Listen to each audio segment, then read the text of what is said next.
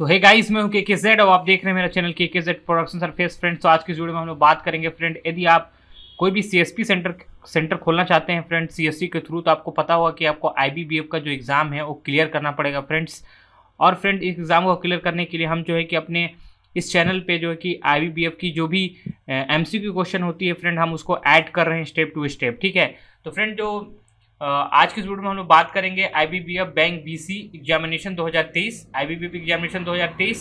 ठीक है, 50+ MCQ question answer की पीडीएफ। एंड फ्रेंड देख सकते हैं यहाँ से आज की इस वीडियो में हम लोग 50 से 100 क्वेश्चन के बीच में हम लोग एमसीक्यू क्वेश्चन देखेंगे और आपका ये पार्ट 2 होगा।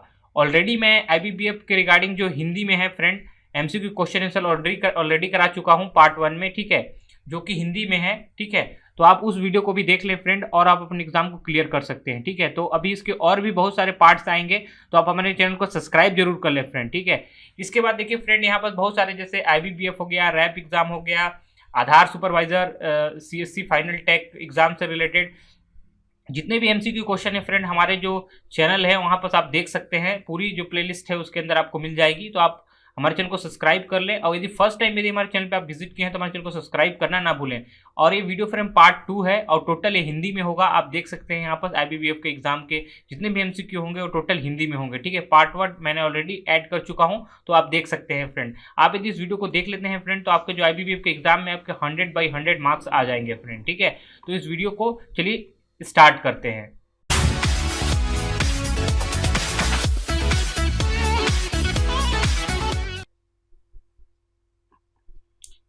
तो सबसे पहले फ्रेंड, मैंने ऑलरेडी यहाँ 50 क्वेश्चन करा चुका हूँ, तो मैं यहाँ पर सिंपली तरीके से सबसे पहले मैं आपको यहाँ पर देख सकते हैं सब क्वेश्चन मेरा ऑलरेडी कराया हुआ है। तो आपको यहाँ से 50वां क्वेश्चन से मैं स्टार्ट करूँगा।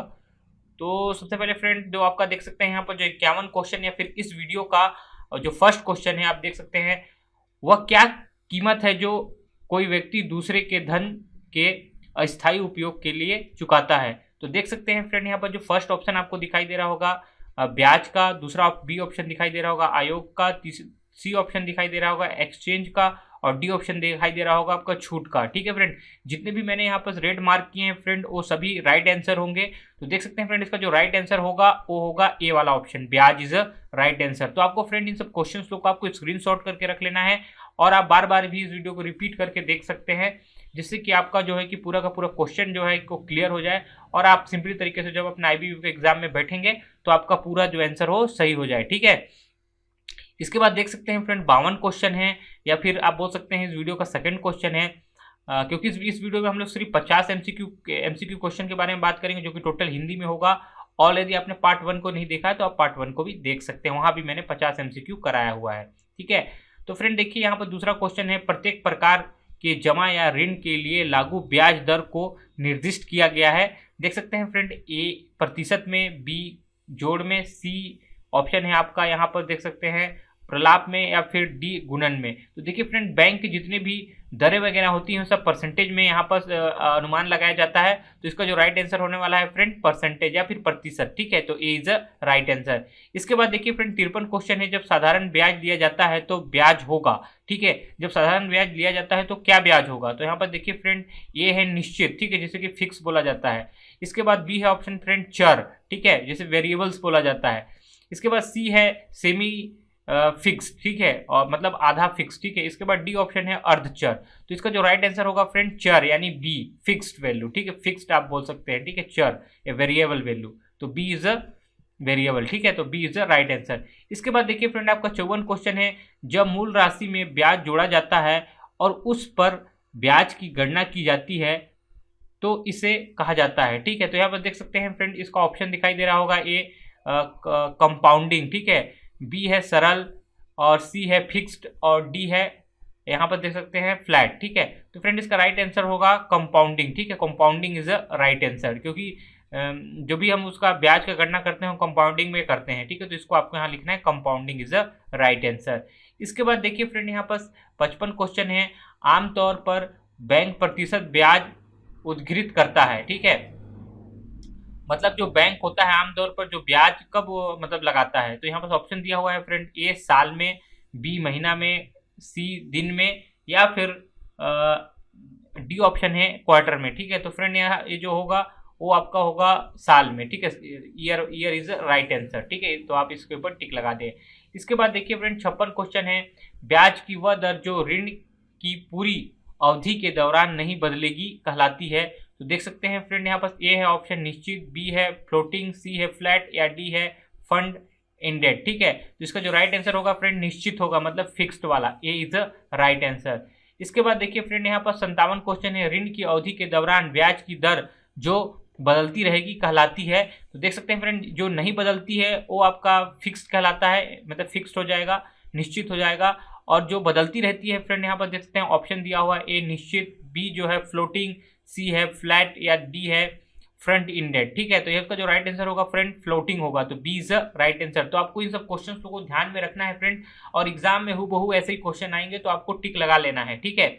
इसके बाद देखिए फ्रेंड 58 क्वेश्चन है, यदि चुकौती ऋण राशि ब्याज दर और ऋण की अवधि के आधार पर तय की जाती है तो इसे कहा जाता है। तो देख सकते हैं फ्रेंड ए है ऑप्शन समान मासिक किस्त, बी है शुद्ध मासिक किस्त, डी है तयशुदा चुकौती और डी है मांग चुकौती, ठीक है। तो फ्रेंड इसका जो राइट आंसर होगा फ्रेंड यहाँ पर देख सकते हैं समान मासिक किस्त इज राइट आंसर। तो आपको इसी तरीके का ऑप्शन दिखाई देंगे तो इसके ऊपर आपको टिक लगा देना है।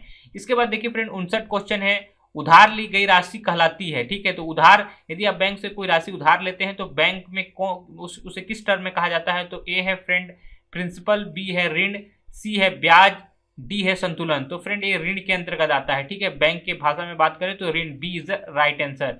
इसके बाद फ्रेंड देख सकते हैं 60वां क्वेश्चन है, उधारकर्ता के लिए कौन सा ब्याज प्रकार अधिक महंगा होगा, ठीक है।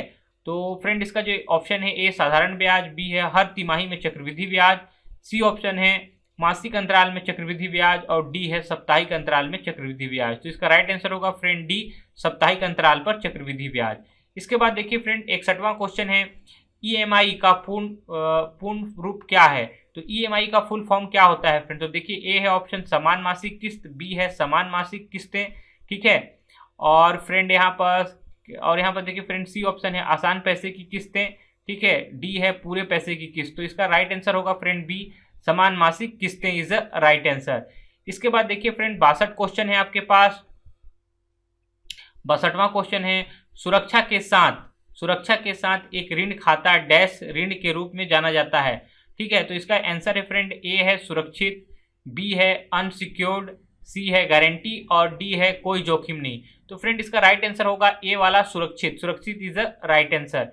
इसके बाद देखिए फ्रेंड 63 क्वेश्चन है, यदि मध्यम अवधि के लिए आवास ऋण स्वीकृत किया जाता है तो कितने वर्षों के भीतर इसे चुकाने की आवश्यकता है। यदि आप मिनिमम अवधि के लिए कहीं घर के लिए ऋण लेते हैं तो उसे कितने वर्षों के भीतर आपको चुकाना है। तो फ्रेंड देख सकते हैं इसका ऑप्शन है ए 2 से 4 साल में, बी है 3 से 5 साल में, सी है 2 से 4 साल में और डी है 3 से 6 साल में। तो फ्रेंड इसका राइट आंसर होगा 3 से 5 साल के अंदर आपको जो है उस ऋण को चुकाना होता है, ठीक है friend, this is the right answer. इसके बाद देखिए 64 क्वेश्चन है फ्रेंड, यदि एक आवास ऋण बहुत लंबी अवधि के लिए मंजूरी किया जाता है तो कितने वर्षों के भीतर इसे चुकाने की आवश्यकता होती है। तो फ्रेंड यहाँ पर देख सकते हैं जो मिनिमम अवधि है उसमें आपको फ्रेंड 3 से 5 साल लगेंगे और जो मिनिमम अवधि है इसके लिए आप यहाँ पर देख सकते हैं। तो मैक्सिमम अवधि के लिए फ्रेंड देख सकते हैं आप कितने वर्षों में जो है कि अपना जो लोन है वो चुका सकते हैं। तो ए है फ्रेंड 10 से 15 साल में, बी है 12 से 18 साल में, सी है 15 से 20 साल में और डी है 15 से 25 साल में। तो फ्रेंड इसका राइट आंसर होगा सी, ठीक है, 15 से 20 साल में। 15 से 20 साल में फ्रेंड आप अपना जो ऋण है उसे चुका सकते हैं। 65 क्वेश्चन देखेंगे फ्रेंड, जब हम नेट वर्थ वाले कर्जदार को आवास ऋण स्वीकृत किया जाता है तो बैंक द्वारा क्या सावधानी बरती जाती है, ठीक है। तो फ्रेंड इसका ऑप्शन देख सकते हैं आप, ए ब्याज की उच्च दर चार्ज करें, सरकार से सब्सिडी सुनिश्चित करें, सी गारंटी लें और डी ऑप्शन है केवल पूरी तरह से निर्मित घरों को ही वित्त पोषित किया जाता है, ठीक है। तो फ्रेंड देखिए इसका जो राइट आंसर होगा फ्रेंड यहाँ पर सी है गारंटी लें, ठीक है। आपको जो भी आप ऋण देंगे उसके लिए आपको गारंटी लेना पड़ेगा, कोई भी गारंटी हो, ठीक है। तो आपका सी इज राइट आंसर। इसके बाद देखिए फ्रेंड 66 क्वेश्चन है, 4 लाख रुपए तक के शिक्षा ऋण के लिए निर्धारित मूर्त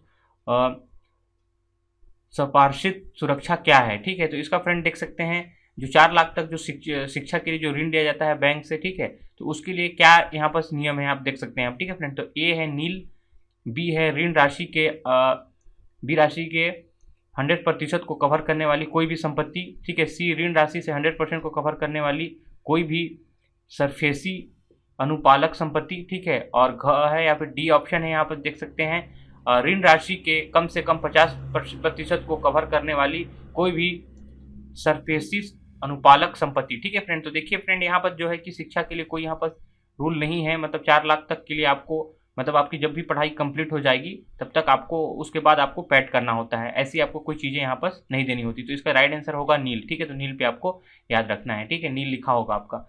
इसके बाद देखिए फ्रेंड 67 क्वेश्चन है, शिक्षा ऋण में अनुमत अधिस्थगन अवधि क्या है, ठीक है। तो फ्रेंड देख सकते हैं यहाँ पर ए है पाठ्यक्रम अवधि की सीमा तक, ठीक है, बी है कोर्स की अवधि और 6 महीने, ठीक है, और सी है कोर्स की अवधि और 1 वर्ष, और डी है कोर्स की अवधि और 2 साल। देखिए फ्रेंड इसका मतलब ये है कि फ्रेंड जब भी आप शिक्षा के लिए ऋण लेते हैं बैंक से तो आपको कब उसे चुकाना पड़ेगा। तो फ्रेंड देखिए इसका जो राइट आंसर है कोर्स की अवधि और 1 वर्ष, जब आपका कोर्स कंप्लीट हो जाएगा उसके बाद फ्रेंड आपको 1 साल और दिया जाएगा, उसके बाद जो आप लोन लिए हैं फ्रेंड उसको पैड किया करना है आपको, ठीक है। तो कोर्स की अवधि और 1 वर्ष is a right answer C वाला, ठीक है।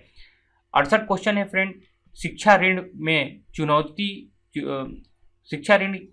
चुकौती की अधिकतम अवधि कितनी है, ठीक है। तो देख सकते हैं फ्रेंड जो आप शिक्षा ऋण लेंगे बैंक से तो आपको अधिकतम कितने अवधि में जो है कि उसको चुकाना पड़ेगा। तो फ्रेंड ए है 5 साल, बी है 10 साल, सी है 15 साल और डी है 25 साल। तो इसका राइट आंसर है फ्रेंड सी 15 साल, ठीक है, 15 साल इज द राइट आंसर। इसके बाद देखिए फ्रेंड 69 क्वेश्चन है, आवास ऋण में भुगतान ऋण अवधि की अधिकतम अवधि क्या है, ठीक है। तो आवास ऋण में अधिकतम अवधि की मतलब ऋण अवधि की अधिकतम अवधि क्या है। तो फ्रेंड देखिए आप जब भी बैंक से घर के लिए कोई ऋण लेते हैं तो उसको अधिकतम कितने टाइम में आप चुका सकते हैं उसका ऑप्शन आपको बताना है। तो देखिए फ्रेंड ए है 15 साल, बी है 10 साल, सी है 15 साल, ठीक है, और डी है 20 साल। तो देखिए फ्रेंड जो आवास ऋण है उसके लिए आपको कम से कम 20 लाख रुपए, मतलब 20 साल जो है आपको 20 साल के अंदर आपको जो है कि इस ऋण को चुकाना पड़ेगा यदि आपने आवास ऋण लिया है घर के लिए, ठीक है। तो D is a right answer. इसके बाद देखिए फ्रेंड 70 क्वेश्चन है, आवास ऋण में किस प्रकार के पुनः भुगतान की अनुमति है, ठीक है। आवास ऋण में किस प्रकार के पुनः भुगतान की अनुमति है। तो देखिए फ्रेंड ए है EMI, बी है स्टेटअप चुकौती, सी है ए और बी दोनों, ठीक है, मतलब ए और बी दोनों, या फिर डी है इनमें से कोई भी नहीं। तो इसका आंसर होगा फ्रेंड जो EMI से भी आप चुका सकते हैं, फिर स्टेट अप चुकौती भी आप कर सकते हैं। तो ए और बी दोनों ऑप्शन होगा, तो सी इज अ राइट आंसर। इसके बाद देखिए फ्रेंड 71 क्वेश्चन है, मुद्रा योजना, ठीक है, PMMY, ठीक है, PMMY के तहत कितने उत्पाद योजनाएं उपलब्ध हैं। तो ए है 3, बी है 2 और सी है 4 और डी है 1। तो फ्रेंड इसका राइट आंसर होगा 3 इज अ राइट आंसर। इसके बाद देखिए फ्रेंड 72 क्वेश्चन है, मुद्रा योजना PMMY की किशोर योजना के तहत कौन सा ऋण मंजूर किया जा सकता है। जो मुद्रा योजना होता है फ्रेंड PMMY के तहत जो स्कीमा होती है किशोर योजना के तहत कौन सा ऋण मंजूर किया जाता है। तो देख सकते हैं फ्रेंड अ है 50,000 रुपये तक, बी है 50,000 रुपये से 5 लाख रुपये तक, सी है 5 लाख रुपये से 10 लाख रुपये तक और डी है इनमें से कोई नहीं। तो इसका राइट आंसर होगा फ्रेंड बी 50,000 रुपये से 5 लाख रुपये तक, ठीक है, इतना तक मंजूरी दे दिया जाता है किशोर योजना में, ठीक। इसके बाद देखिए फ्रेंड शिक्षा ऋण के तहत अधिकतम कितनी राशि मंजूर की जा सकती है, मतलब शिक्षा के लिए अधिकतम कितनी राशि दी जा सकती है, आपको देख सकते हैं यहाँ पर, ठीक है, मतलब अधिकतम कितना राशि दी जा सकती है शिक्षा के लिए। तो देखिए ए है 5 लाख रुपए, बी है 10 लाख रुपए और सी है 10 लाख रुपए, ठीक है, और डी है अधिकतम राशि तक पर कोई प्रतिबंध नहीं, ठीक है। तो देखिए फ्रेंड इसका राइट आंसर होगा 10 लाख रुपए तक, ठीक है, तो 10 लाख रुपए इज राइट आंसर, ठीक। इसके बाद देखिए फ्रेंड 74 क्वेश्चन है, एक बैंक द्वारा वित्त पोषित हाउस पर शुल्क है, ठीक है। तो एक बैंक द्वारा वित्त पोषित हाउस पर शुल्क क्या होगा। ए है दृष्टि बंधक, बी है प्रतिज्ञा, सी है बंधक और डी है असाइनमेंट। तो सी इज द राइट आंसर बंधक, ठीक है, बंधक इज द राइट आंसर। इसके बाद देखिए फ्रेंड 15 है, मुद्रा योजना PMMY की तरुण योजना के तहत कौन सा ऋण ऋण मंजूर किया जाता है। ठीक है फ्रेंड, तो आपको पता होगा फ्रेंड मुद्रा योजना जो PMMY होता है उसमें जो फ्रेंड किशोर योजना भी होता है और तरुण योजना भी होता है, जो स्कीमा होती है। ठीक है, तो तरुण योजना के तहत कौन सा ऋण मंजूर किया जाता है वो आपको बताना है। तो ए है 50,000 रुपये तक, बी है 50,000 से 5 लाख रुपए तक, और सी है 5 लाख रुपए से अधिक और 10 लाख रुपए तक। ठीक है, मतलब कहने का मतलब है कि फ्रेंड जो तरुण योजना है इसमें 5 लाख रुपए से अधिक और 5 लाख रुपए से अधिक होना चाहिए और 10 लाख रुपए तक की सीमा होना चाहिए। ठीक है, तरुण योजना में। और वही आपका किशोर योजना में फ्रेंड 5 लाख से 10 लाख रुपए था। ठीक है, यहाँ पर देख सकते हैं 50,000 रुपये से अधिक और 5 लाख रुपए तक। ठीक है, जो कि किशोर योजना का था। इस चीज़ को याद रखना है, तरुण और किशोर योजना का अलग अलग चीज़ें हैं। ठीक है, तो आपको याद रखना है। इसके बाद देखिए मुद्रा योजना के तहत ऋण के लिए समवार्षिक सुरक्षा क्या है। ठीक है, तो देख सकते हैं यदि मुद्रा योजना में यदि ऋण लेना चाहते हैं तो उसके लिए कौन सी गारंटी आपको देनी पड़ेगी सुरक्षा के लिए। ठीक है, तो ए है कृषि भूमि, बी है सरफेसी के अनुरूप संपत्ति, सी है थर्ड पार्टी गारंटी, और डी है मुद्रा योजना ऋण सरफासिक मुक्त ऋण है। ठीक है, तो फ्रेंड देखिए डी इसका राइट आंसर होगा, तो इसके ऊपर आपको टिक लगाना है। ठीक है, मुद्रा योजना ऋण सरफासिक मुक्त ऋण है। ठीक है, तो इज राइट आंसर डी वाला। इसके बाद देखिए फ्रेंड 77 क्वेश्चन है, निम्नलिखित में से कौन सा मुद्रा योजना की 3 योजनाओं में से एक नहीं है। ठीक है, तो मुद्रा योजना फ्रेंड जो मुद्रा योजना होता है PMMY, ठीक है, तो इसके अंदर कौन कौन सी योजना है आपको बतानी है फ्रेंड। तो ए है शिशु योजना, ठीक है, बी है युवा योजना, ठीक है, सी है तरुण योजना, और डी है किशोर योजना। ठीक है, तो आपको पता होगा फ्रेंड कि जो आपका PMMY होता है, जो मुद्रा योजना के अंदर शिशु योजना भी आती है, तरुण योजना भी आता है, किशोर योजना भी आता है। अभी मैंने ऊपर में आपको बताया। तो बस युवा योजना जो है कि PMMY में नहीं आता है, तो ये नहीं होगा, तो B is the right answer. ठीक है, इसके बाद देखिए फ्रेंड 78 क्वेश्चन है, मुद्रा का पूर्ण रूप क्या है। ठीक है, मतलब मुद्रा का फुल फॉर्म क्या है फ्रेंड। ठीक है, तो यहाँ पर ए है micro units development and agency limited, B है medium units developments and refinance agency limited, C है micro unit department and refinance agency limited, D है medium unit department and refinance agency limited. तो A वाला option right होगा friend, micro unit development and agency limited. ठीक है, उसके ऊपर आपको टिक लगा देना है।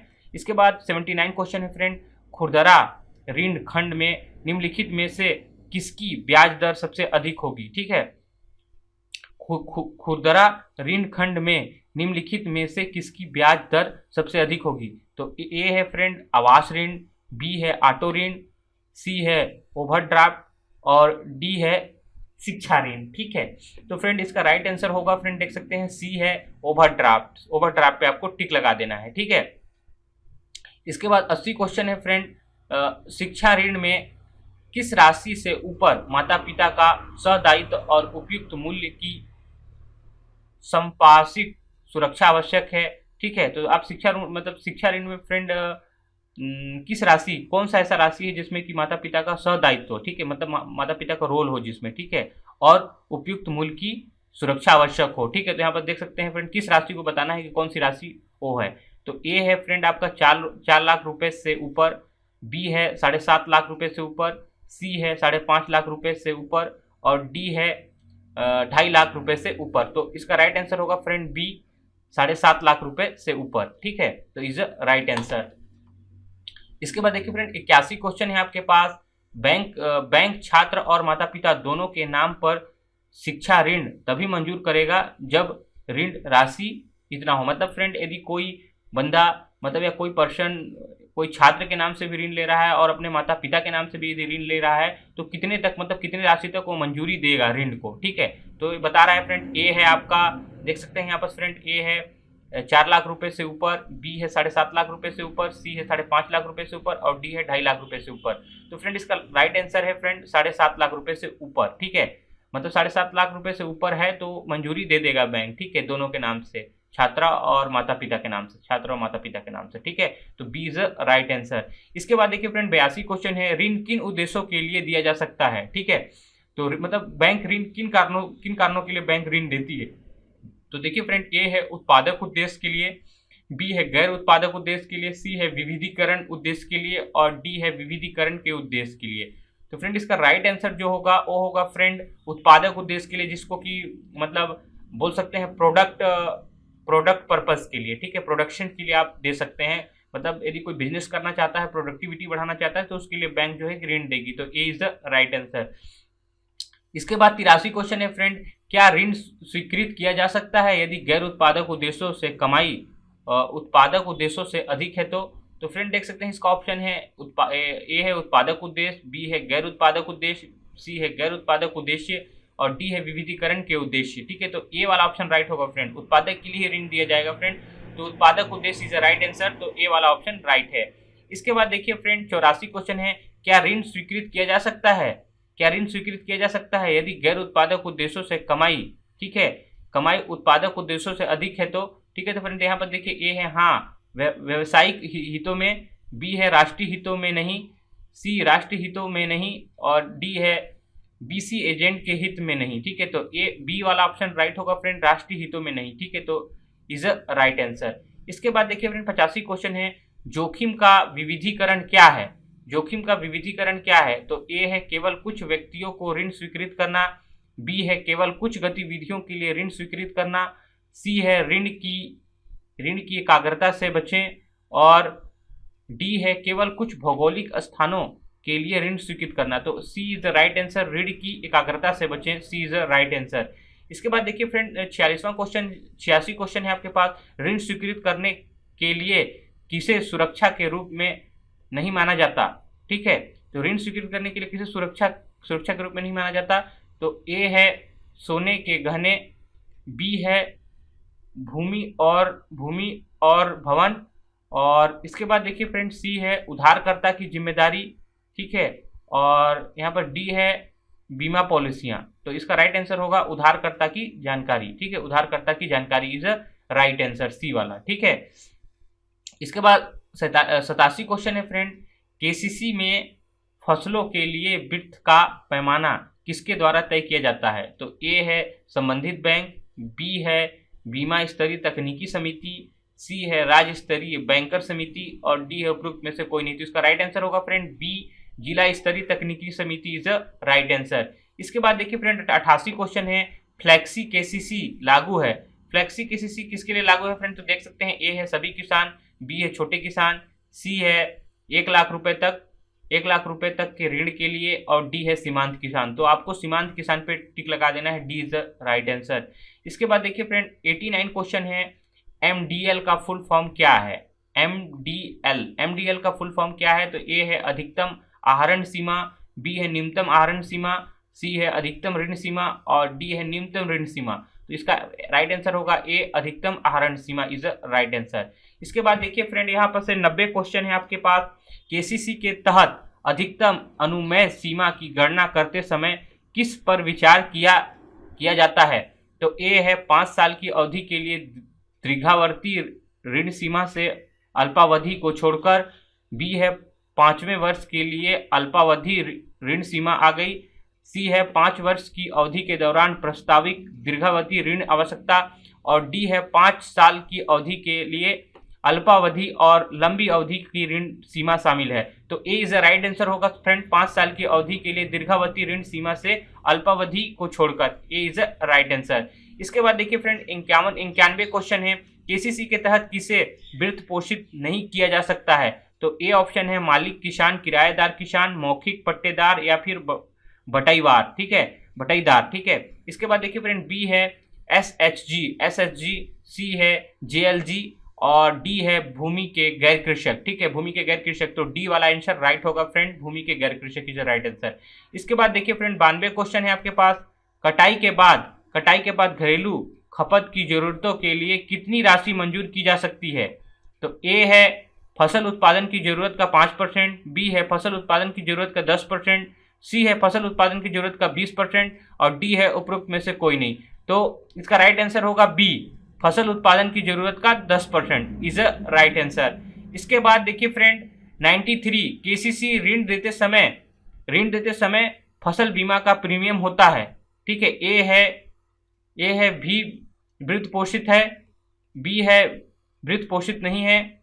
इसके बाद देखिए फ्रेंड सी है केवल तभी वित्त पोषित किया जा सकता है जब सावधि ऋण पर विचार किया जाता है, या डी है वित्त पोषित नहीं जब सावधि ऋण पर विचार किया जाता है। तो इसका राइट आंसर होगा फ्रेंड बी, वृत्त पोषित है। ठीक है, वृत्त पोषित है तो मतलब इसका प्रीमियम आप दे भर सकते हैं। ठीक है, इसके बाद देखिए फ्रेंड यहाँ पर 94 क्वेश्चन है। एक उधारकर्ता केसीसी खाते से पैसा कैसे निकाल सकता है, मतलब एक उधारकर्ता केसीसी खाते से कैसे पैसा निकालेगा। तो ए है फ्रेंड इनपुट डीलरों पर पीओएस के माध्यम से, बी है एटीएम में, बी है सी है बीसी एजेंट पर, और डी है उपरोक्त सभी। मतलब ये उपरोक्त सभी से निकाल सकता है, बीसी एजेंट के पास भी जाके पैसा निकाल सकता है, एटीएम से भी निकाल सकता है, और इनपुट डिलीवरों के थ्रू भी जो पीओएस के माध्यम से भी पैसा निकाल सकता है। तो D is a right answer. इसके बाद 95 क्वेश्चन है फ्रेंड, केसीसी ऋण किस अवधि के लिए स्वीकृत किया जाता है। जो आप केसीसी के थ्रू जो आप ऋण लेते हैं वो कितने अवधि के लिए आपको दिया जाता है, स्वीकृत किया जाता है। तो ए है 1 वर्ष के लिए, बी है 2 साल 3 साल के लिए, सी है 5 साल के लिए, और डी है उपरोक्त में से कोई नहीं। तो इसका राइट आंसर होगा फ्रेंड सी, 5 साल के लिए। ठीक है, इसके बाद देखिए फ्रेंड यहाँ पास 96 क्वेश्चन है, केसीसी के दस्तावेजों के मूल्य के लिए प्राप्त किए जाना चाहिए। ठीक है, तो फ्रेंड इसका ऑप्शन है ए अधिकतम अनुमेय सीमा एमपीएल, बी है अधिकतम आहरण सीमा एमडीएल, और सी है अधिकतम वर्तमान सीमा एमपीएल, और डी है न्यूनतम अनुमेय सीमा एमपीएल। ठीक है, तो इसका राइट आंसर होगा फ्रेंड ए अधिकतम अनुमेय सीमा MPL is a right answer होगा ए वाला ऑप्शन। ठीक है, इसके बाद 97 क्वेश्चन है फ्रेंड, बैंक केसीसी खाते को एनपीए के रूप में वर्गीकृत करता है जब पुनः भुगतान नहीं किया जाता है। तो ए है चुकौती देय तिथि, बी है एमडीएल समाप्ति तिथि, और सी है एमपीएल समाप्ति तिथि। ठीक है, और डी है संपत्ति वर्गीकरण मापदंड के लिए दी गई प्रारंभिक फसल सीजन अवधि की समाप्ति तिथि। तो डी वाला ऑप्शन राइट होगा फ्रेंड, ए वाला। ठीक है, संपत्ति वर्गीकरण मापदंड वाला, C is the right answer. 98 question है, केसीसी स्वीकृत होने पर फसल बीमा होता है। ठीक है, तो ए है अनिवार्य, बी है वैकल्पिक, सी है राज्य स्तरीय बैंकर समिति के शिक्षा निर्देशों के अनुसार, डी है समय समय पर जारी सरकारी दिशा निर्देशों के अनुसार। तो इसका राइट आंसर होगा ए अनिवार्य। ठीक है, तो ए इज अ राइट आंसर। इसके बाद बी 99 क्वेश्चन है फ्रेंड, केसीसी धारक के लिए निम्नलिखित में से कौन सा बीमा वैकल्पिक नहीं है। तो ए है फसल बीमा, बी है व्यक्तिगत दुर्घटना बीमा, सी है स्वास्थ्य बीमा, और डी है संपत्ति बीमा। तो केसीसी धारक के लिए फ्रेंड मतलब ये बीमा वैकल्पिक नहीं है, तो D is the right answer, संपत्ति बीमा इज द राइट आंसर। ठीक है, इसके बाद 100 क्वेश्चन है फ्रेंड, 100वां क्वेश्चन है और इस वीडियो का लास्ट क्वेश्चन भी है। क्या कोई किसान बैंक से ऋण प्राप्त कर सकता है यदि वह अपनी उपज को गोदाम में रखता है और गोदाम रसीद देता है तब। ठीक है, तो फ्रेंड ए ऑप्शन है, इस तरह के ऋण मौजूदा फसल ऋण से जोड़कर स्वीकृत किए जा सकते हैं। बी ऑप्शन है, इस तरह के ऋण स्वीकृत किए जा सकते हैं और फसली ऋण बंद होने के बाद ही राशि जारी की जा सकती है।